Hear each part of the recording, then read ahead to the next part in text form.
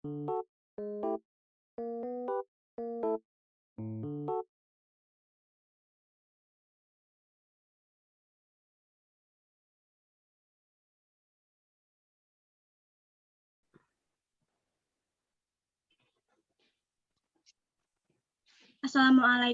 warahmatullahi wabarakatuh. Waalaikumsalam warahmatullahi wabarakatuh. Selamat datang dan selamat malam di podcast kelompok 7 pada hari ini. Saya Elsanti Mendaralasari sebagai host dan saya tidak akan sendirian. Saya akan ditemani oleh rekan-rekan saya, yaitu Saya Safawiyah Najma Zubaidi. Saya Fasti Indira Priamsari. Saya Raffi Andrani Mada. Saya Ziki Fikri Salim Al-Hamidi. di sini saya dan teman-teman saya akan menjelaskan tentang jihad, radikalisme agama, dan muslim moderat. Baik, untuk pertanyaan yang pertama, apa sih jihad itu? Dan disampaikan dan akan dijelaskan oleh siapa? Jihad dalam pengertian kontekstual adalah perjuangan yang dilakukan oleh individu muslim maupun kelompok Islam dalam menyiarkan agama Islam, dan perjuangan-perjuangan lain yang lebih luas, seperti perjuangan di bidang pendidikan, kesehatan, moral, ekonomi, sosial budaya, politik, keamanan, hak dan kewajiban, lapangan pekerjaan, dan lain-lain dengan segenap kemampuan yang dimiliki. Dan mengapa jihad yang diartikan perang sebenarnya itu tidak dikenal dalam ajaran Islam? Karena jihad dalam arti perang suci atau bahasa Inggrisnya Holy War dipandang sebagai suatu pemaknaan yang dipengaruhi oleh konsep Kristen atau perang salib, di mana pandangan tersebut keliru sekaligus menyesatkan. Lalu ceritakan bagaimana sih akhirnya peristiwa pembebasan kota Mekah dapat berhasil tanpa terjadinya pertumpahan darah. Saat umat Islam mengalami kegembiraan atas keberhasilannya, ada sekelompok kecil sahabat Nabi Muhammad SAW berpawai dengan memekikkan slogan Al-Yaum Yaum Al-Malhamah, yang artinya hari ini adalah hari pertumpahan darah. Slogan ini dimaksudkan sebagai upaya balas dendam terhadap kekejaman kaum musyrik Makkah terhadap umat Islam di masa silam. Gejala radikalisme ini dengan cepat diantisipasi oleh Nabi Muhammad SAW dengan melarang beredarnya slogan tersebut dan menggantinya dengan slogan Al-Yaum Yaum Al-Marhamah, yang artinya hari ini adalah hari kasih sayang. Dan apa yang dimaksud dengan radikalisme umat beragama itu? Radikalisme umat beragama adalah paham yang menginginkan pembaruan atau perubahan sosial dan politik secara drastis dengan menggunakan sikap yang ekstrem. Radikalisme bukan ciri ajaran Islam karena Islam dalam menyiarkan agama menggunakan cara bil hikmah atau bijaksana, tutur kata yang santun, dan menggunakan cara berdebat yang dilandasi saling hormat menghormati. Dan untuk pertanyaan yang terakhir untuk Syafa, itu bisakah kamu membacakan 3 di antara banyaknya surah-surah yang berhubungan dengan landasan jihad itu? Baik, yang pertama, Waman jahada fa'innama yujahidu linafsihi innallaha lagoniyun 'anil 'alamin. Yang artinya barang siapa yang berjihad, maka sesungguhnya jihadnya itu adalah untuk dirinya sendiri. Sesungguhnya Allah benar-benar Maha Kaya, tidak memerlukan sesuatu dari semesta alam. Quran Surah Al-Ankabut ayat 6. Yang kedua, wawasoinal insana biwalidayhi husnan wa in jahadaka litusyrika bima laisa laka bihi ilmun fala tu'tihuma ilayya marji'ukum fa'unabbi'ukum bima kuntum ta'malun. Artinya, kami wajibkan manusia untuk berbuat kebaikan kepada dua orang ibu bapaknya jika keduanya memaksamu untuk mempersekutukanku dengan sesuatu yang kamu tidak miliki pengetahuan tentang itu, maka janganlah kamu mengikuti keduanya. Hanya kepadakulah kamu kembali, lalu aku kabarkan kepadamu apa yang telah kamu kerjakan. Quran Surah Al-Ankabut ayat 8. Yang terakhir, wajahidu fillahi haqqa jihadihi huwajtabakum wa ma ja'ala alaikum fid dini min harajin millata abikum Ibrahima huwa sammakumul muslimina min qablu wa fi hadza liyakunar rasulu syahidan alaikum wa takunu syuhada'a 'alan nasi fa'aqimus sholata wa atuz zakata wa tasimu billahi huwa maulakum fa ni'mal maula wa ni'man nasir. Artinya, berjihadlah kamu di jalan Allah dengan jihad yang sebenar-benarnya. Dia telah memilihmu dan dia sekali-sekali tidak menjadikan untukmu suatu kesempitan dalam agama. Ikutilah agama orang tuamu, Ibrahim. Dia Allah telah menamakanmu sekalian orang-orang Muslim sedari dulu. Maksudnya dalam kitab-kitab yang telah diturunkan kepada nabi-nabi sebelum Nabi Muhammad SAW. Dan begitu pula dalam Al-Quran ini, agar Rasul itu menjadi saksi atas dirimu dan supaya kamu semua menjadi saksi atas segenap manusia. Maka dirikanlah sholat, tunaikanlah zakat, dan berpeganglah kamu pada tali Allah.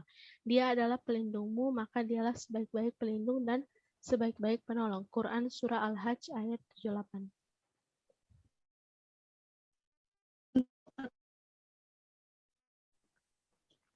Lalu selanjutnya untuk Siki, untuk pertanyaan selanjutnya, adakah hadis yang dapat dijadikan sebagai rujukan bahwa diperolehkannya jihad itu?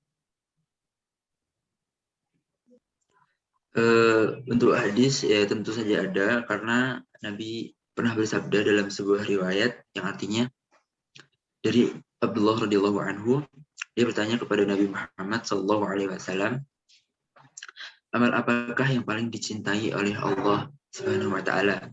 Kemudian Nabi menjawab, sholat tepat pada waktunya. Kemudian Abdullah bertanya kembali, lalu apa ya Rasulullah? Kemudian Rasulullah menjawab kembali, berbakti kepada kedua orang tua. Kemudian sang Abdullah pun bertanya kembali, lalu apa ya Rasulullah? Kemudian Rasulullah menjawab, jihad di jalan Allah. Muttafaqun alaih. Inilah hadis yang dapat dijadikan sebuah landasan bahwasanya Nabi pernah bersabda bahwa amalan yang paling dicintai oleh Allah salah satunya adalah jihad di jalan Allah. Setelah kita mengetahui hadis tersebut yang dapat kita jadikan landasan untuk berjihad, lalu apa hukum jihad itu sendiri?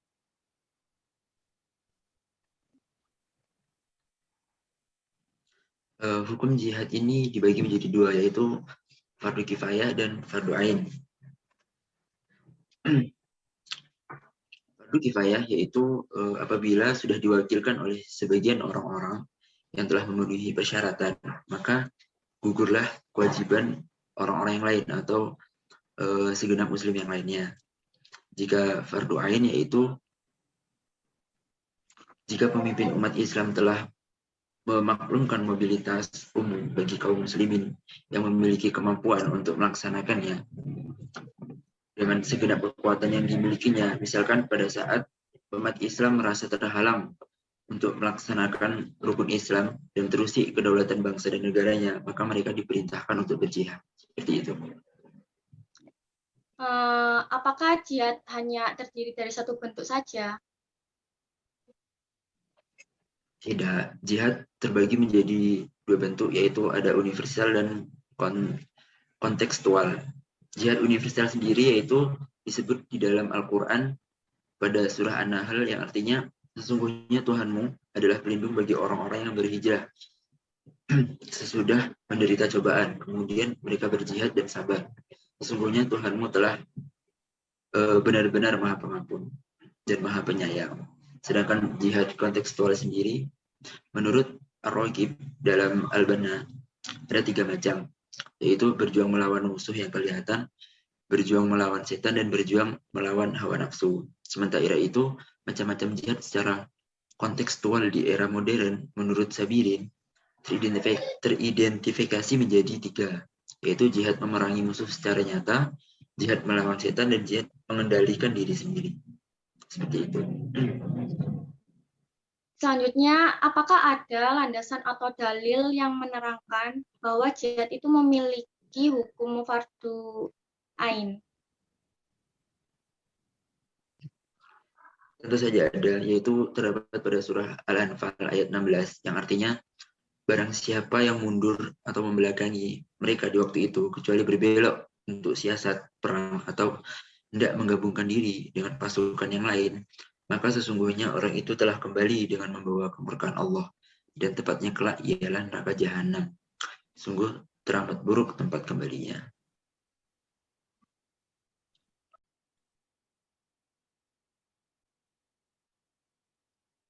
Untuk pertanyaan selanjutnya yaitu untuk Fasti, bisakah Anda jelaskan tentang setiap manusia tentu memiliki nafsu yang menjadi dasar atas segala urusan atau perbuatan yang dilakukannya, entah itu perbuatan baik atau perbuatan buruk, dan jelaskan secara singkat makna dari nafsu baik dan buruk.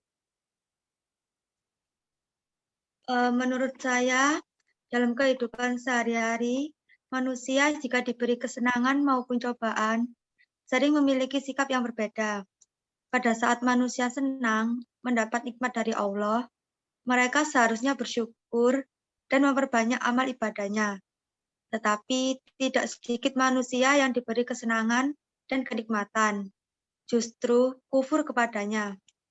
Begitu pula pada saat memperoleh cobaan, orang beriman seharusnya menyikapinya dengan sabar dan tawakal, serta lebih mendekatkan diri kepada Allah Subhanahu wa Ta'ala. Namun, tidak sedikit orang yang mendapat cobaan justru semakin menjauhkan diri dari Allah. Sikap kufur, sombong, dan menjauhkan diri dari Allah tersebut dikarenakan manusia dipengaruhi oleh nafsu buruk yang ada pada dirinya. Lalu sebutkan dan jelaskan beragam faktor yang menyebabkan terjadinya radikalisme di kalangan umat beragama tersebut. Ada 2 macam faktor latar belakang radikalisme umat beragama, yakni yang bersifat umum dan yang bersifat khusus. Latar belakang yang bersifat umum adalah bahwa di lingkungan umat beragama, apapun jenis agamanya, selalu terdapat kelompok fundamentalis, minoritas, militan, ekstrem, dan radikal.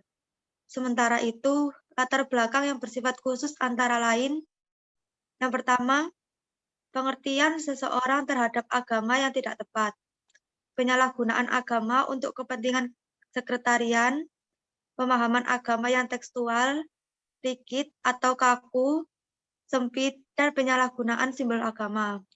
Yang kedua, agama digunakan sebagai pembenar tanpa mengaku eksistensi agama lain. Kelompok radikal agama ini mengklaim agama dan kelompoknya sebagai yang paling benar. Yang ketiga, adanya penindasan, ketidakadilan, dan marginalisasi sehingga melahirkan gerakan perlawanan. Contohnya, kondisi menyedihkan di Palestina, Afghanistan, dan Irak, serta beberapa negara lainnya. Dan jelaskan apa sih makna dari surat Al-Fajr ayat 15-15?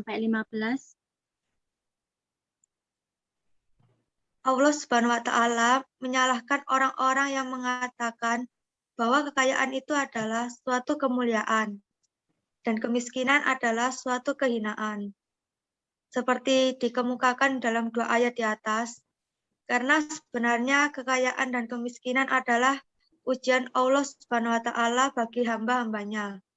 Dengan demikian, jihad melawan musuh yang kelihatan, melawan setan, dan melawan hawa nafsu yang ada pada diri merupakan jihad yang sifatnya konstekstual. Dan untuk pertanyaan yang terakhir nih, pada zaman modern jihad lebih bersifat konstekstual yang meliputi jihad di bidang ekonomi, sosial, dan ilmu pengetahuan. Lalu jelaskan pengertian jihad pada bidang ekonomi dan ilmu pengetahuan. Jihad pada ekonomi adalah upaya membebaskan diri dari kemiskinan sehingga umat Islam menjadi umat yang kaya. Era modern ditandai dengan tingkat kemakmuran suatu negara. Fenomena itulah yang perlu kita jihadkan, sebab Islam bukan identik dengan agama orang miskin dan kaum papa. Karenanya, membebaskan diri dari kemiskinan merupakan jihad ekonomi. Jihad di bidang ilmu sangat perlu diprioritaskan. Menguasai ilmu pengetahuan dan teknologi atau yang bisa disebut sebagai iptek sejalan dengan jihad untuk kemajuan dan kejayaan suatu bangsa. Termasuk dalam kelompok ini, berjihad mengatasi pengangguran. Hal itu merupakan suatu langkah penyelamatan diri, ancaman kefakiran, kriminalitas, dan degradasi moral. Lalu untuk pertanyaan selanjutnya, untuk Raffi, yaitu pertanyaannya, apakah ada akibat yang terjadi karena radikalisme umat beragama?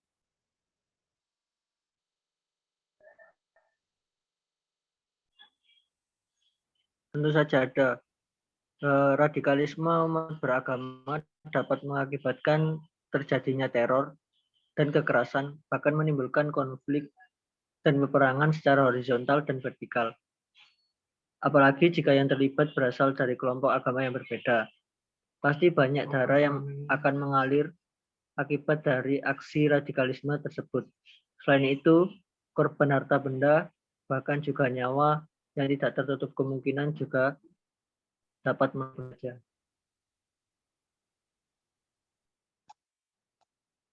Apakah ada akibat lain yang mungkin akan terjadi akibat dari radikalisme umat beragama?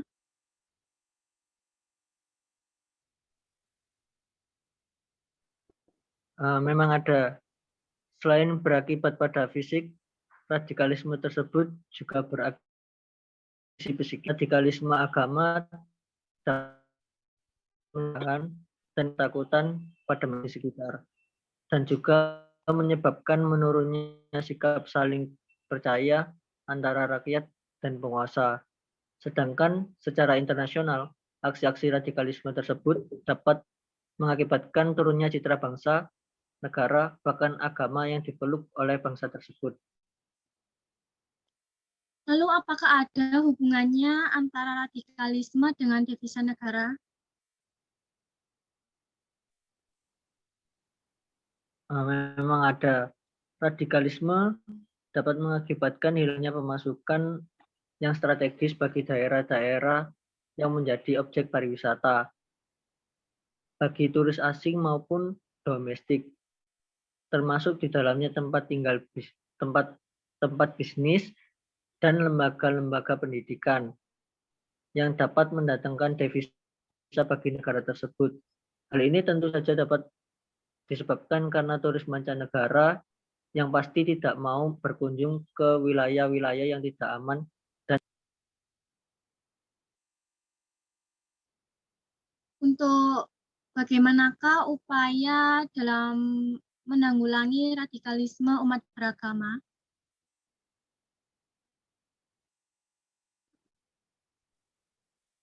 Ada beberapa cara dalam menanggulangi radikalisme umat beragama, yaitu 1.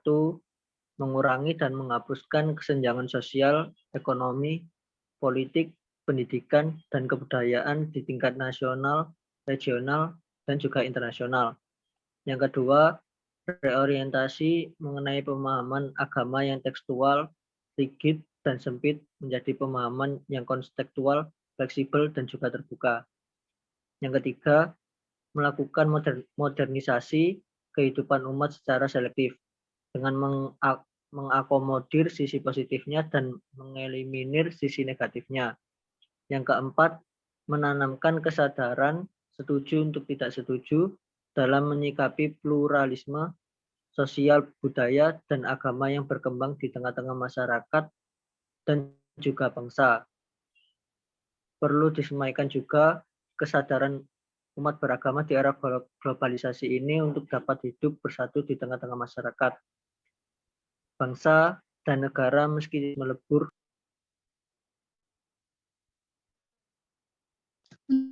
Untuk yang pertanyaan yang terakhir, apa sih yang dimaksud dengan moderat itu, dan mengapa umat Islam harus menumbuhkan karakter keberagaman moderat? Nah, untuk moderat sendiri memiliki arti yaitu sikap yang selalu menghindari perilaku yang berlebihan atau ekstrim. Nah, moderat sendiri ini merupakan pandangan atau sikap seseorang yang cenderung mengarah ke pengambilan sikap dengan menggunakan jalan tengah. Mengapa umat Islam harus menumbuhkan karakter keberagaman moderat? Hal ini dikarenakan keberagaman moderat yang dapat mengulangi polarisasi antara fundamentalisme dan sekularisme dalam menyikapi modernitas dan perubahan yang ada saat ini. Islam yang tengah-tengah atun wasaton akan membentuk karakter Islam yang terbuka, rasional, dan juga demokratis.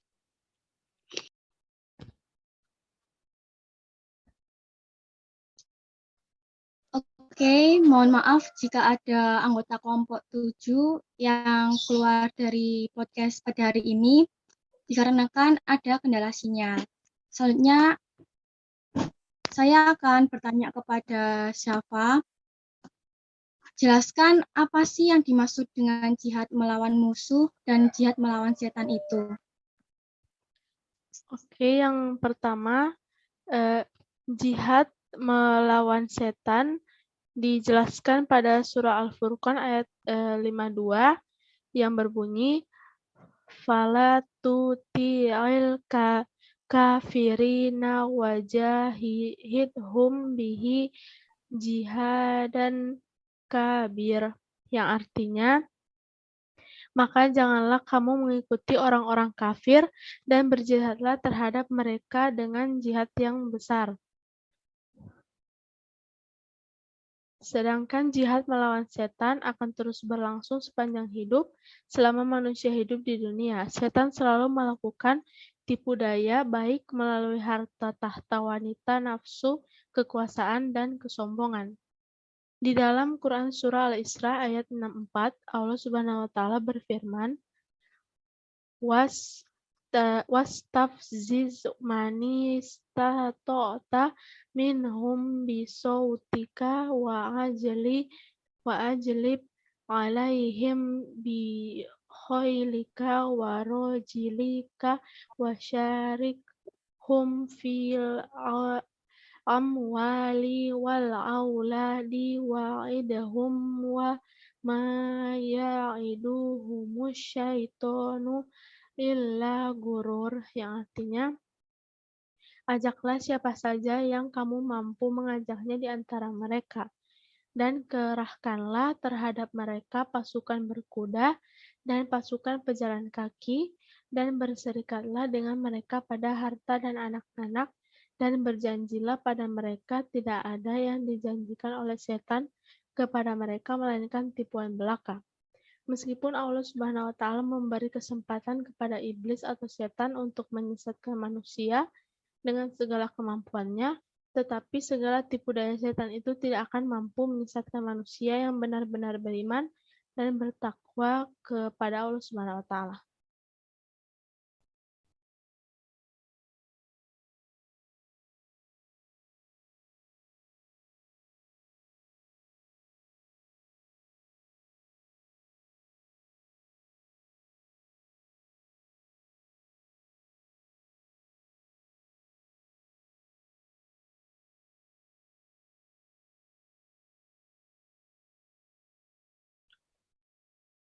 Bentuk-bentuk radikalisme umat beragama.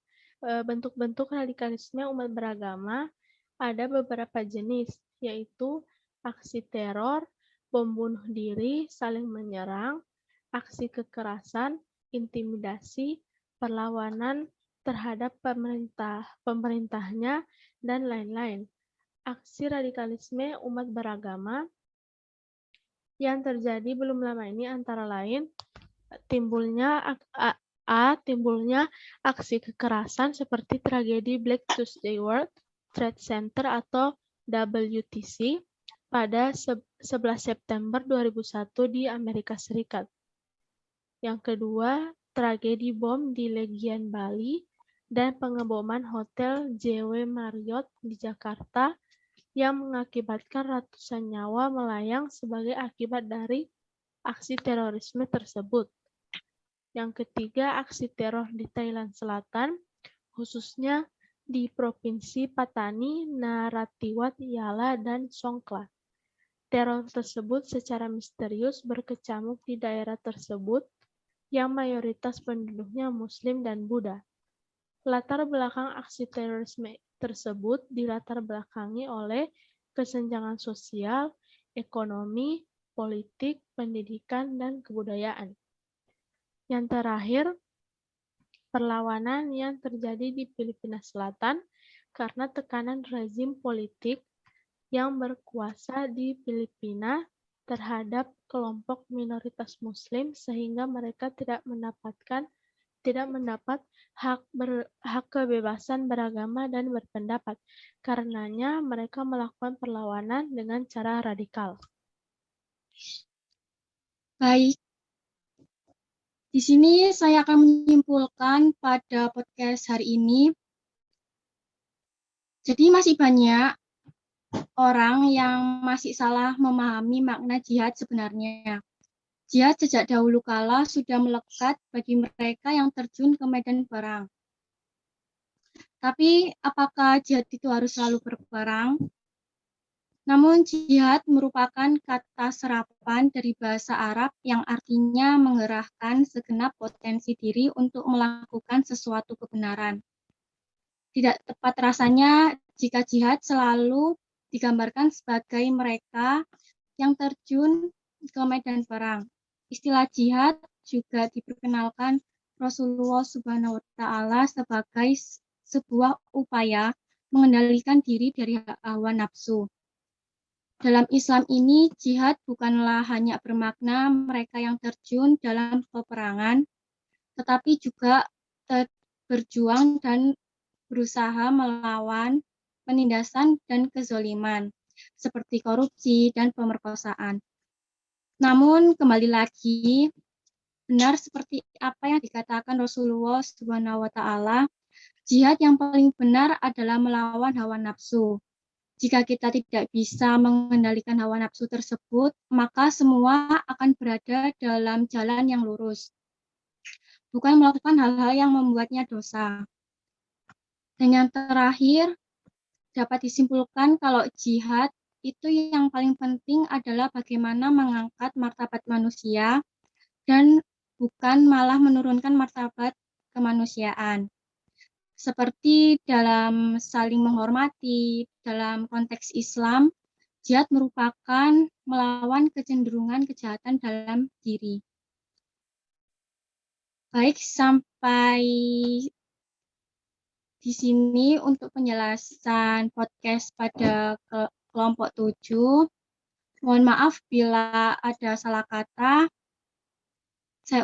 Saya sebagai host Elsanti Melinda Lasari. Wassalamualaikum warahmatullahi wabarakatuh. Waalaikumsalam warahmatullahi wabarakatuh. Warahmatullahi wabarakatuh.